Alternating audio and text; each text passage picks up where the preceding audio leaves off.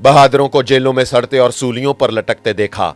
ज़हीन और सोचने वाले लोगों को पागल होते और बेवकूफ और जाहिल लोगों को राज करते और जिंदगी में खुशियां मनाते देखा। शऊर जूं जूं आता गया, दर्द बढ़ता गया। इस हालत को पहुंचा तो एक दिन मैंने दरवेश से पूछा, बाबा, दिमाग ऐसे सवाल पूछने लगा है जिनके जवाब किताबों में दर्ज नहीं है। जवाब ढूंढता हूं तो मजीद सवाल पैदा होते हैं। दर्द बढ़ता ही चला जा रहा है, क्या करूं? तो दरवेश बोला, शांत हो जाओ। अंधेरों की परस्तिश करने वालों को रोशनी बांटना बंद कर दो। हर सवाल और हर जवाब हर एक के लिए नहीं होता। खामोशी इख्तियार करो और अपने मन में खो जाओ।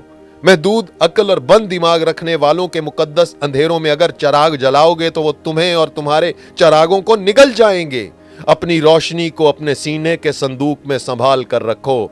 हर बात हर एक के लिए नहीं होती, क्योंकि सोचने वालों की दुनिया दुनिया वालों की दुनिया से बहुत मुख्तलिफ होती है। सोचने वालों की दुनिया सवाल, तनकीद और तहकीक से चलती है, और दुनिया वालों की दुनिया अलफ लैला की कहानियों के संगीत से चलती है। दूसरों को अपने फैसले खुद करने दो।